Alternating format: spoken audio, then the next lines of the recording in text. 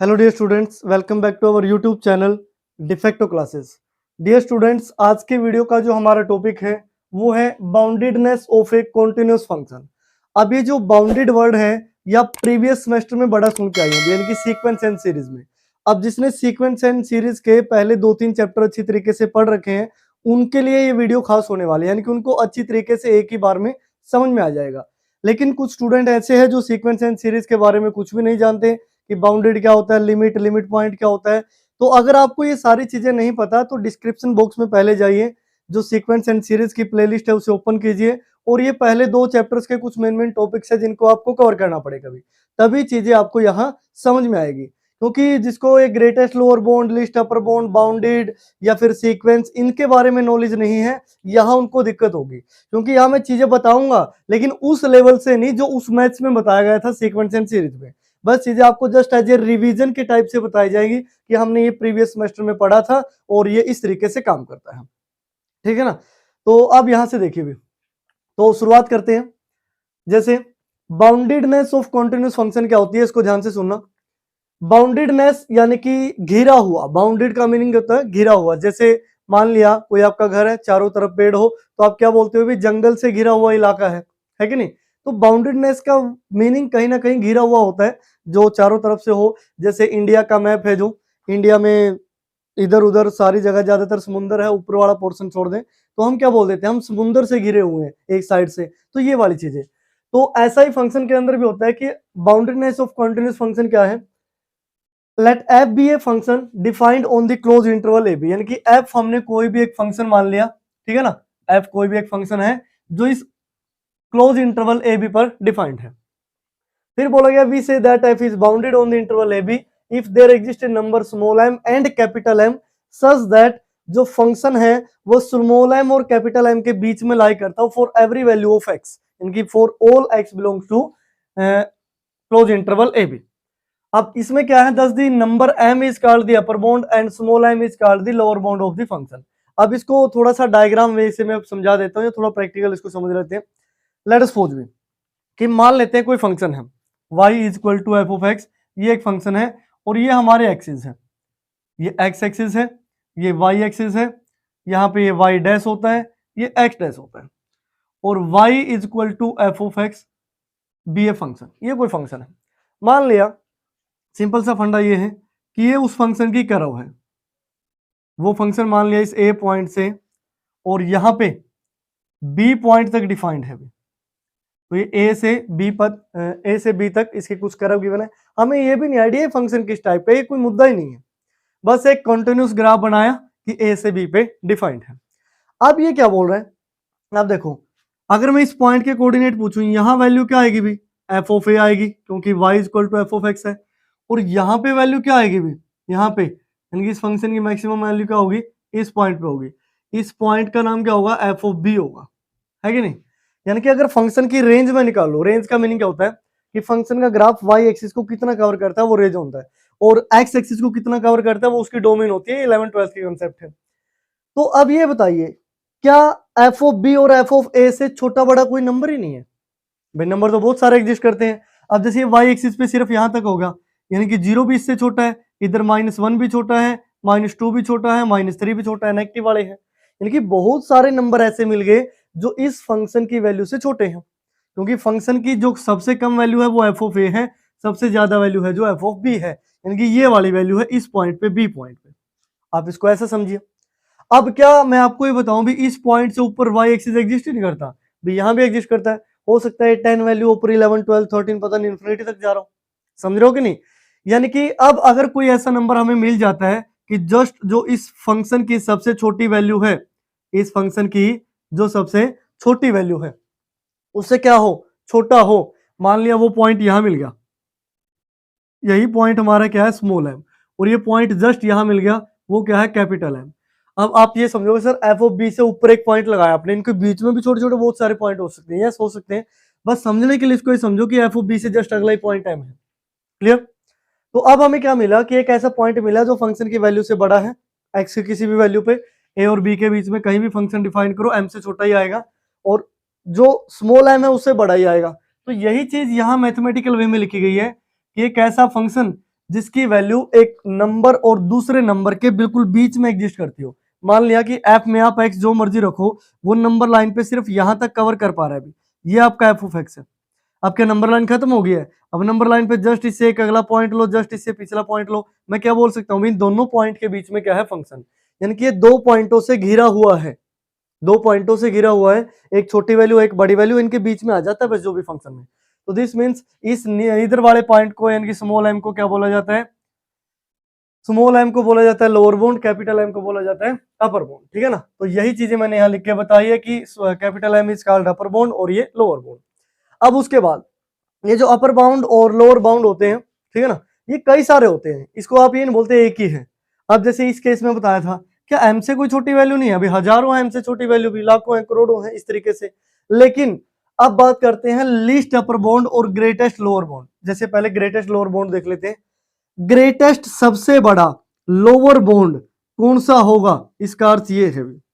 List upper bound सबसे छोटा upper bound क्या होगा, ध्यान से समझना। अब मान लिया ये स्मॉल एम लिखा है, ये जस्ट एक पॉइंट है जो एफ ऑफ ए से जस्ट नीचे है, यानी इनके बीच में कोई भी पॉइंट नहीं है। तो क्या एम से छोटी तो बहुत सारी वैल्यू है, लेकिन इन सारी वैल्यूज में जो फंक्शन की सबसे छोटी वैल्यू है, उनमें ये जो एम है वो सबसे बड़ा है। एम है जो सबसे नजदीक का पॉइंट है इसका, यानी कि सबसे बड़ा है, इस वजह से उसको क्या बोला जाता है, ग्रेटेस्ट लोअर बाउंड। यानी कि अगर जो एम है वो ग्रेटर देन है ऑल अपर बाउंड्स, सॉरी लोअर लिखना था इसमें, all lower bounds of F. यानी कि अगर एम सभी से बड़ा है लोअर बाउंड ऑफ एफ से, लेकिन M is also a lower bound, M भी क्या है, एक लोअर बाउंड है भी, तो दिस मीन्स अब ये लोअर बाउंड किस में कन्वर्ट हो जाएगा, ग्रेटेस्ट लोअर बाउंड में। यानी कि जितने भी ये सारे नीचे वाले लोअर बाउंड थे फंक्शन के, उनमें से जो सबसे बड़ा है वो क्या है, ग्रेटेस्ट लोअर बाउंड। अब अगले पे आते हैं, list upper bound. List upper bound का मीनिंग क्या, एम से ऊपर कोई वैल्यू एग्जिस्ट नहीं करती, भी हजारों वैल्यू है यहाँ भी जो एग्जिस्ट करती है, लेकिन उन सभी में से जो सबसे छोटी वैल्यू है, उन सभी में जो सबसे छोटी वैल्यू है यानी कि एम, वही हमारा क्या है, लिस्ट अपर बाउंड। लिस्ट का मीनिंग होता है सबसे छोटा, सबसे छोटा, ठीक है ना, किस में से, अपर बाउंड में से, अपर बाउंड में से। और ये खुद भी क्या है, मान लिया कैपिटल एम की बात हो रही है, खुद भी एक अपर बाउंड है, खुद भी क्या है, अपर बाउंड। मान लिया बहुत सारे इसके अपर बाउंड है, M1 है, M2 है, M3 है, M4 है, सो ऑन Mn तक है, लेकिन इनमें जो सबसे छोटा है वो M है। ठीक है ना, तो दिस मीन्स M को हम क्या नाम देंगे, लिस्ट अपर बाउंड। यानी कि इसको LUB भी बोल देते हैं, इसको GLB भी बोल सकते हैं, आप लिख सकते हैं, ऐसा कोई दिक्कत नहीं है, क्योंकि सीक्वेंस एंड सीरीज में ये सारी चीजें आप पढ़ चुके हैं भी। ये होता है बाउंडेडनेस ऑफ कॉन्टिन्यूस फंक्शन, यानी कि जो कॉन्टिन्यूस फंक्शन है वो हमेशा बाउंडेड रहेगा, जो भी ग्राफ है उसका। अब जरूरी नहीं है कि ये M ही एग्जिस्ट करता हो, क्या पता ये f ऑफ f ही इसका, जो f ऑफ a है यही इसका लोअर बाउंड हो, इनकी ग्रेटेस्ट लोअर बाउंड, या फिर f ऑफ b ही इसका ग्रेटेस्ट लोअर बाउंड हो सकता है, वो डिपेंड करता है कंडीशन पे क्या है वो। तो ये था भी बाउंडेडनेस ऑफ कॉन्टिन्यूस फंक्शन। उसके बाद नेक्स्ट है एक इंपॉर्टेंट थ्योरम है भी जो आपको पढ़नी है। आज की जो वीडियो का मेन मुद्दा था वो यही थ्योरम है, जो अभी हमने पढ़ा ना, बाउंडेडनेस ऑफ कॉन्टिन्यूस फंक्शन। ये जस्ट एक नॉर्मल सा था जो आपको बताना था, जो इस थ्योरम में कहीं ना कहीं आपकी हेल्प करेगा। तो मैं थ्योरम बता देता हूं आपको क्या है। Every function defined and continuous on A close interval is bounded in that interval. यानी कि कोई भी फंक्शन हो जो डिफाइंड हो और कंटिन्यूस हो किसी क्लोज इंटरवल पे, तो उसी क्लोज इंटरवल पे वो बाउंडेड होगा। ये थ्योरम इतनी ज्यादा इंपॉर्टेंट है कि एग्जाम में बहुत बार रिपीट होती है, खासकर MDU, KU के यूनिवर्सिटी या फिर CDLU, इनमें काफी बार रिपीट होती है, बाकी यूनिवर्सिटीज भी है। ठीक है ना, तो पेपर से आप आइडिया लगा सकते हो क्या कुछ पीछे रिपीट हो रहा है, प्रीवियस ईयर पेपर देख लिया करो। तो ये बहुत ज्यादा इंपॉर्टेंट है, आज की जो वीडियो का मुद्दा यही है। तो हम शुरू करते हैं। स्टार्टिंग में क्या किया मैंने, f ऑफ x एक कॉन्टिन्यूस फंक्शन मान लिया, डिफाइंड है किस इंटरवल पे, क्लोज a b पे, भी फंक्शन तो कोई ना कोई लेना पड़ेगा। अब क्लोज इंटरवल बोला इसने, इसने ये नहीं बोल रखा कि आप नेगेटिव इंटरवल लो, आप पॉजिटिव इंटरवल लो, आप 0 से आगे वाला इंटरवल लो, ऐसा कुछ भी नहीं है। इंटरवल आप जैसा मर्जी ले सकते हो। तो मैं एक बड़ा सा इंटरवल ले लेता हूं। अब बड़ा सा क्यों, वो भी समझिए ध्यान से। जैसे मान लेते हैं ये है भी, ये एक्स एक्सिस, ये हमारा है वाई एक्सिस, ये है एक्स डैश और ये है वाई डैश, ठीक है ना। अब आप बोलोगे सर एक्स इतना बड़ा बना दिया, वाई को बेचारे को छोटा सा रख दिया। अरे ये बेचारा है, इसको बेचारा ही रहने दो। मैं इंटरवल ले लेता हूं, मान लिया यहाँ पॉइंट ए है, यहाँ पॉइंट बी है, ध्यान से समझना भी। अब इंटरवल भी इतना बड़ा लेने की क्या जरूरत थी, इतना छोटा क्यों नहीं लिया, ये नहीं लिया, वो नहीं लिया। बहुत सारे सवाल आ रहे होंगे, सभी को मैं एक्सप्लेन करूंगा। जैसे पहला सवाल आपके माइंड में आ रहा होगा कि सर आपने जो इंटरवल लिया है वो यहाँ पॉजिटिव पे ही क्यों लिया है, आप नेगेटिव पे ले सकते थे। यस भाई ले सकते हैं, आप नेगेटिव पे ले लेना, कोई इफेक्ट ही नहीं है। क्लोज इंटरवल बात कर रहे हैं कि नहीं, क्लोज इंटरवल है ना, जहां मर्जी लो, पूरे एक्स एक्सिस का कोई भी एक टुकड़ा उठा लो और उस पे ए बी नाम लिख दो और वो क्लोज इंटरवल हो जाएगा। आपकी मर्जी के अकॉर्डिंग कहीं भी आप ले सकते हो। अब मेरी मर्जी थी तो मैंने पॉजिटिव वाले में ले लिया, क्योंकि इधर बोर्ड ज्यादा नहीं है, उधर बोर्ड ज्यादा है, तो उधर वाले को प्रेफर कर दिया मैंने। अब ये बोल रहा है ए और बी के बीच में फंक्शन कॉन्टिन्यूस है। अब फंक्शन हमें गिवन ही नहीं क्या चीज है, फंक्शन का ग्राफ कैसे होगा ये भी नहीं हम बता सकते, तो मैं ग्राफ भी अपनी मन मर्जी से बना लेता हूं। मान लिया यहां से वो ग्राफ शुरू हुआ, ऐसे ऐसे वो उठ पटांग सा कुछ भी ग्राफ चला और वो यहां पहुंच गया ऊपर, जैसे बी के सामने तक ले लेते हैं इसको, ये तो ये मान लिया वो ग्राफ है भी जो ए से बी पे डिफाइंड है। अब आप बोलेंगे सर ये क्या बना दिया, सांप सीढ़ी वाला गेम बना दिया, ये तो पता नहीं क्या चल रहा है। अब आपके माइंड में आ रहा होगा सर आप ये फंक्शन क्यों नहीं ले रहे, सर आप ये फंक्शन क्यों नहीं ले रहे, सर आप स्ट्रेट लाइन क्यों नहीं ले रहे, सर आपने ऐसे ऐसे क्यों नहीं लिया, सर आपने ऐसे ऐसे क्यों नहीं लिया। बहुत सारे सवाल आ रहे होंगे, तो आप इनमें से कोई भी एक उठा लो, कोई दिक्कत ही नहीं है, इसकी तो बात ही नहीं है फंक्शन की। मतलब ग्राफ कैसा होगा तो जस्ट एक अजम्पशन है भी, शायद ग्राफ ऐसा हो, मेरे को ये डायग्राम पसंद था तो मैंने ये ले लिया, आपको स्ट्रेट लाइन पसंद आती है आप स्ट्रेट लाइन ले लो, आपको कुछ और पसंद आता है आप कुछ और ले लो। बस कंडीशन ध्यान रखना, जो दे रखा है वही लेना है, यानी कि कॉन्टिन्यूस फंक्शन। कॉन्टिन्यूस यानी कि आप ये नहीं ले सकते सर मेरे को ना डिजाइनिंग पसंद है थोड़ा सा तो ये ले लो, आगे आप ये ले लो। अरे कंटिन्यूस कहाँ है, बीच में आपने ब्रेक दे दिया। तो चीजों का ध्यान रखना है, जैसी आपको डिजाइनिंग ठीक लगे वैसा ले लो। तो ये तो हुआ भी आपका ग्राफ वाला क्वेश्चन सोल्व। ए बी कहां लेना है उसका मैंने रीजन बता दिया, एक्स एक्सिस का कोई भी एक टुकड़ा ले सकते हो आप। मेरे बोर्ड के राइट साइड में जगह है तो मैंने राइट साइड वाला ले लिया। इतना मेनली आपको क्लियर हो गया होगा। अब मैं क्या करता हूं, ये जो आई इंटरवल है उसको मैं ए से बी तक वाले को आई नाम दे देता हूं कि ए से बी जो ये क्लोज इंटरवल है वो क्या है, आई है, क्लोज इंटरवल इस तरीके से। तो क्लोज ही लिख देते हैं भाई, वरना आप बोलोगे सर बॉल क्लोज रहे हैं लिख ओपन रहे हैं, तो यहां भी मैं क्लोज वाला साइन लगा देता हूं कि ये क्लोज मैंने यूज किया है ताकि आपको याद रहे। क्लियर। फिर मैं क्या करता हूं, इंटरवल के साथ छेड़छाड़ कर देता हूं, छेड़ देता हूं इंटरवल को। अरे वो छेड़ना नहीं, इंटरवल इधर नेगेटिव चीजें बहुत ज्यादा आती है। मान लिया ये इस इंटरवल का मिड पॉइंट है, मिड पॉइंट यानी कि मान लिया B1 है, सीधी सी बात है। अब मैं यहां लिखूंगा इंटरवल, यहां लिखूंगा मैं इंटरवल और यहां लिखूंगा उसकी लेंथ, लेंथ ऑफ इंटरवल। ध्यान से सोचना, ये हमारा स्टार्टिंग वाला है जो गिवन है, तो इसको कुछ स्पेशल देना पड़ेगा, डब्बे में बंद कर देते हैं। तो पहले तो स्टार्टिंग वाले की बात करते हैं, जो आई इंटरवल है वो क्या है, ए से बी। अगर मैं बोलूं ना बताना भी लंबाई कितनी है इसकी, तो आप क्या बोलोगे, सर बी में से ए घटा दो ना, क्या इफेक्ट पड़ता है, क्योंकि ये ओरिजिन है, यहां से यहां तक की डिस्टेंस ए है और यहां से पूरी यहां तक बी है, तो बी में से ए घटा दिया तो लेंथ ऑफ इंटरवल आ गई। अब मैंने क्या किया, इधर वाला इंटरवल तोड़ दिया, ये मिड पॉइंट ले लिया B1, यानी कि इसको नाम दे दिया मैंने I1। I1 इंटरवल क्या लिया मैंने, B1 से लेकर B तक ले लिया। अगर इसकी आपको लेंथ बतानी हो आप क्या बताओगे, सर पहले जो इंटरवल था ना उसका आधा हो गया है बस, तो सीधी सी बात है आप लोग क्या करोगे, B माइनस ए को 2 से डिवाइड कर दोगे, यानी कि 1/2 से मल्टीप्लाई कर दोगे, तो इसकी लेंथ आ गई। बड़ा आसान है।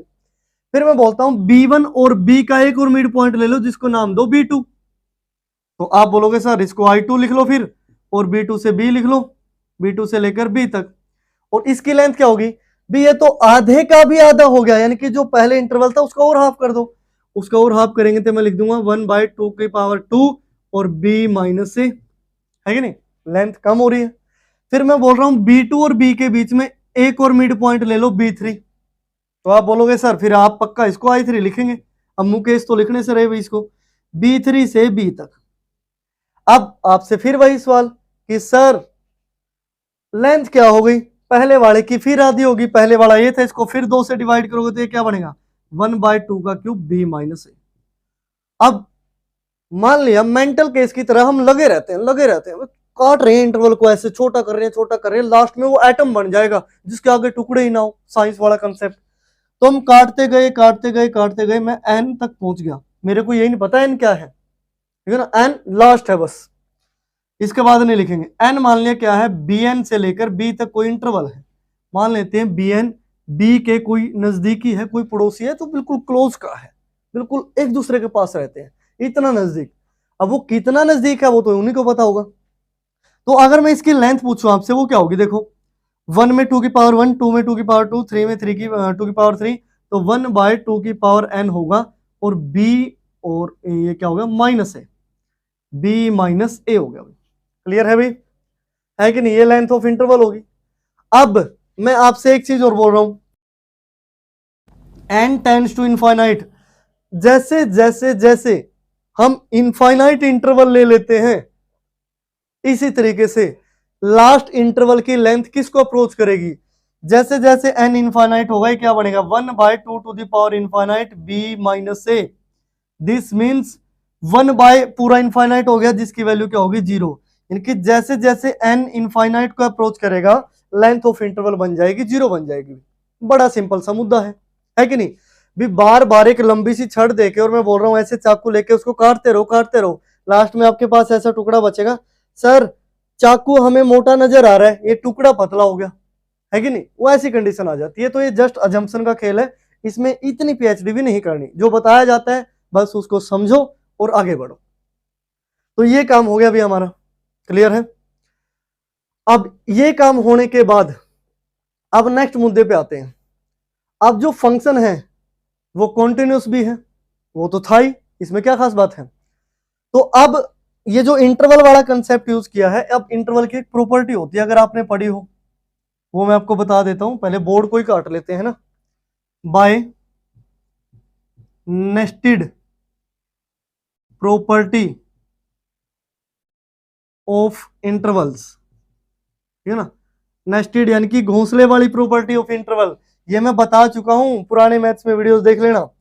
तो अब यहां क्या होता है, यहां से एक चीज और मैं लिख दूं कि जो आई इंटरवल है, आई कंटेन करता है I1 को, I1 कंटेन करता है I2 को, I2 कंटेन करता है I3 को, और I3 कंटेन करता है I4 को, सोन ये भाई साहब लगे रहते हैं, और लास्ट में क्या आता है IN। ये चांद से बना दिए मैंने इनकी सबसेट, यानी कि जो I1 इंटरवल है वो तो I के अंदर बैठा हुआ है, देखो I1 इंटरवल ये था, ये पूरा I के अंदर है।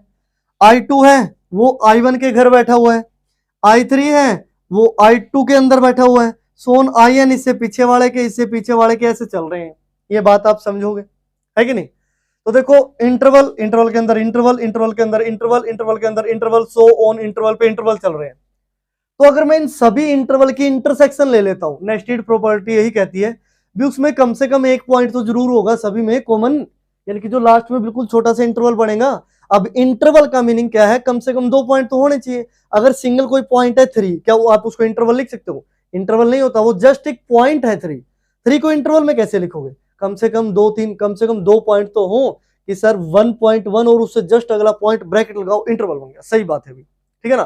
तो भाई नेस्टेड प्रॉपर्टी ऑफ इंटरवल, अगर हम इंटरसेक्शन ले लेते हैं, यहां n की वैल्यू 1 टू इनफाइनाइट IN, ठीक है ना, IN, इसका मीनिंग क्या होता है, इंटरसेक्शन ले ली इन सभी इंटरवल्स के, अगर n इनफाइनाइट तक पहुंच जाता है तो इनकी इंटरसेक्शन में लेट सपोज एक एलिमेंट x0 पक्का एग्जिस्ट करेगा भी एक पॉइंट तो जरूर होगा। अब उसको मैंने x0 मान लिया, आप xp qrt कुछ भी मान सकते हो, बस मेरे ध्यान में x0 आ गया तो x0 मान लिया, क्योंकि x एक्सिस पे लिया हमने, ठीक है ना। तो x0 एक ऐसा पॉइंट है जो इनकी इंटरसेक्शन के इक्वल है, यानी कि आप ये बोल सकते हो कि जो x0 है belongs to, x0 belongs to, अगर इसको शॉर्ट फॉर्म में लिखा जाए तो आप लोग क्या लिखोगे, I intersection I1 intersection I2 intersection I3 so on intersection IN तक। सभी की इंटरसेक्शन में एक ऐसा एलिमेंट जरूर है, एक एलिमेंट ऐसा है जो सभी की इंटरसेक्शन में लाई करता है। क्लियर, तो ये हो गया अभी हमारा काम। यानी कि जो एक्स नोट है सीधी सी बात है वो क्लोज इंटरवल ए बी के अंदर ही तो है, क्योंकि इंटरवल सारे ए बी के अंदर है, सारे इंटरवल ए बी से ही तो निकले हैं, तो ये किसके अंदर है, ए बी के अंदर। अब फंक्शन हमें क्या दे रखा है, कॉन्टिन्यूस, यानी कि हर एक पॉइंट पे कॉन्टिन्यूस होगा जो ए बी के अंदर मिलते हैं, तो वो एक्स नोट पे भी कंटिन्यूस होगा भी, है कि नहीं। तो अब हम यहां क्या करेंगे, using epsilon and delta definition, using epsilon and delta definition of continuity, of continuity, we can say that. अब इस डेफिनेशन से तो बच्चों को वैसे ही डर लगता है, सर क्या लिख दिया, सिंपल भाषा में बता दो ना, अरे ये बहुत सिंपल है।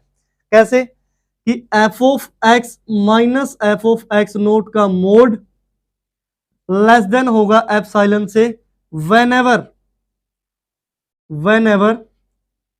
एक्स माइनस एक्स नोट का मोड लेस देन हो डेल्टा से।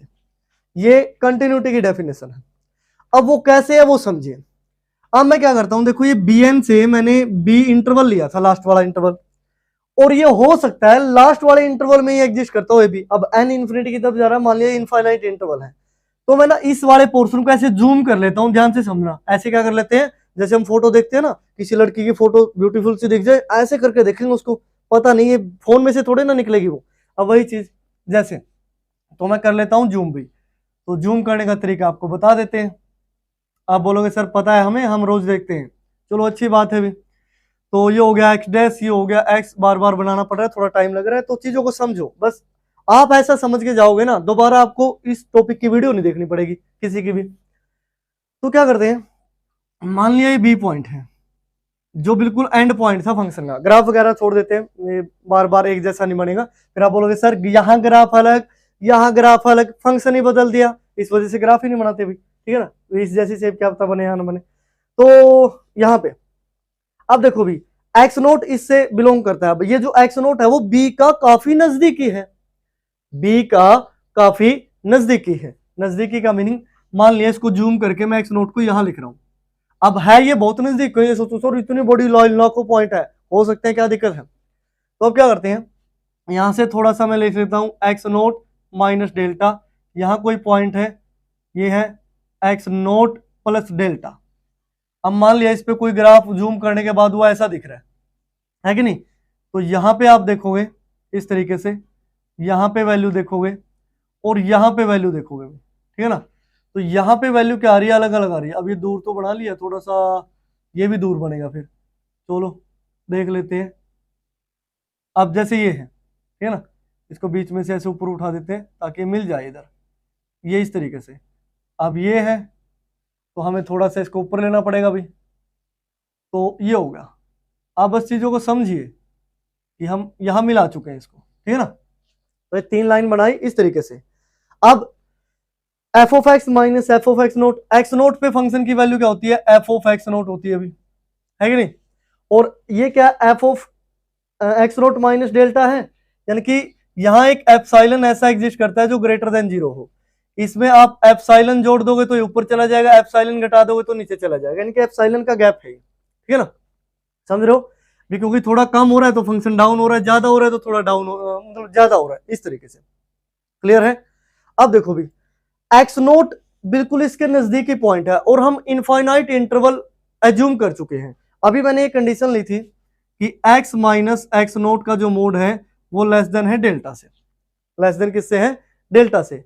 अगर मैं देखूं एक्स नोट है जो क्या है, एक्स नोट वो किस किस के बीच ना ये करेगा भी, एक्स नोट यानी कि एक्स नोट माइनस डेल्टा से लेकर और एक्स नोट प्लस डेल्टा तक हो सकता है, ग्रेटर देन इक्वल टू, ठीक है ना। ग्रेटर देन इक्वल टू ले लो, कोई चक्कर नहीं है, या लेस देन भी रख लोगे कोई इफेक्ट नहीं है, ठीक है ना।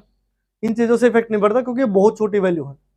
अब देखो एक्स नोट इनके बीच में लाई करता है और इंटरवल हम इतने छोटे छोटे ले चुके हैं, तो हम मान लेते हैं लेट एक आई एम नाम का इंटरवल है जो बिलोंग करता है या सबसेट है किसका, इसका, यानी कि एक्स नोट माइनस डेल्टा से लेकर एक्स नोट प्लस डेल्टा तक के इंटरवल का, है कि नहीं। वेयर जो m है वो लेस देन इक्वल टू है n के, यानी कि जो लास्ट में तो n इंटरवल बनाए थे ना उससे जस्ट पहले वाला इंटरवल मान लिया, है कि नहीं, यानी कि उससे जस्ट पीछे ही है। क्लियर। तो ऐसा है। अब ये पॉइंट भी तो ए और बी के बीच में है, ओवरऑल तो मान लिया यहाँ पे क्या था, ए था और ये लास्ट वाला बी है तो सारा कुछ ये ए और बी के बीच में। तो इसका मीनिंग क्या हो गया, एफ ऑफ एक्स इस इंटरवल पे भी कंटिन्यूस होना चाहिए। तो हम यहाँ लिखेंगे for all x belongs to interval I M. इसके लिए अगर मैं एफ ऑफ एक्स का मोड निकालूं भी, क्या निकालूं, एफ ऑफ एक्स का मोड, तो इस मोड को मैं ऐसे लिख सकता हूं कि एफ ऑफ एक्स, अब इस मोड में मैं क्या करता हूं, एफ ऑफ एक्स नोट जोड़ देता हूं, एफ ऑफ एक्स नोट घटा देता हूं और इसका मोड ले लेता हूं। भी कर सकता हूं ऐसा, एफ ऑफ एक्स का मोड, इसमें माइनस प्लस कर दिया, क्या इफेक्ट पड़ेगा, वही तो आएगा। लेकिन अब क्या करते हैं, इनको अलग अलग कर लेते हैं कि F of x minus F of x note का मोड और plus f of x note का अकेले का मोड। अब जब हम अलग अलग कर लेते हैं तो आपको पता होगा यहां लेस देन इक्वल टू का साइन आ जाए, ट्रायंगुलर इनइक्वालिटी वगैरह बोलते हैं इसको, कि ये चीज आप 11वीं क्लास में सीख गए होंगे कि जो मान लिया x प्लस वाई का मोड है, या फिर एक चीज को दो टुकड़ों में तोड़ना, ये समझ लो, ठीक है ना, बार बार वो नहीं लिखेंगे, कि यहाँ एक चीज है उसको दो टुकड़ों में तोड़ के अगर आप मोड लेते हैं तो वो हमेशा लेस देन इक्वल टू आता है। क्लियर है? अब ये चीजें हमने लिख ली, तो अब हम यहां से क्या लिखेंगे कि एफ ऑफ एक्स का जो मोड है, मैं इसको थोड़ा सा ना अलग कर देता हूं ताकि आप कंफ्यूज ना हो। एफ ऑफ एक्स का जो मोड है वो लेस देन इक्वल टू, अब इस मोड की वैल्यू क्या आई थी, यहां से देखना भी, इस मोड की वैल्यू आई थी एप्सिलॉन, इस मोड की वैल्यू क्या आई थी, एप्सिलॉन, जो चली जाएगी यहां, तो दिस मींस ये क्या हो गया, epsilon plus f of x two, इनकी मोड है तो पॉजिटिव मैंने ले लिया, तो एफ ऑफ एक्स की value epsilon plus f of x naught आई, ठीक है ना, किसकी वैल्यू आई, एफ ऑफ एक्स की वैल्यू क्या आई, एप्सिलॉन प्लस एक्स नोट से छोटी आई, ठीक है ना। अब ये एफ ऑफ एक्स नोट था, ये क्या था, एप्सिलॉन था, और एक्स हम क्या ले रहे थे, यानी कि इतना छोटा इंटरवल है, लगभग बी के ही इक्वल है, ये जो इंटरवल है ये बहुत ज्यादा स्मॉल है, बी के नजदीक है, यानी कि एक्स कहां से बिलोंग करता हो, जब इस इंटरवल में से, ये इंटरवल मान लिया एंड इंटरवल आ चुका है हमारा, क्या आ चुका है, एंड इंटरवल। क्लियर है? तो एंड इंटरवल में भी जब फंक्शन की value epsilon plus f of x naught से ऊपर ही नहीं जा रही, तो इसका मीनिंग क्या है, इससे ऊपर कुछ भी एग्जिस्ट करता है कि नहीं, यानी कि जो ये वैल्यू है ना, ये तो फंक्शन से ऊपर होगी, ये क्या होगी, फंक्शन से ऊपर होगी। तो हम क्या कह सकते हैं इन दो रिजल्ट से, मान लिया ये रिजल्ट आपका फर्स्ट है, ये रिजल्ट आपका सेकंड है, ध्यान से समझना, from equation first and second, from equation first and second, from equation first and second, we can say that f of x is bounded above, ये क्या है, बाउंडेड अबव है, क्योंकि f of x से कुछ ना कुछ हमें बड़ा मिल गया, तो दिस मीन्स बाउंडेड अबव है। तो हम यहां से क्या लिखेंगे, सिमिलरली we can prove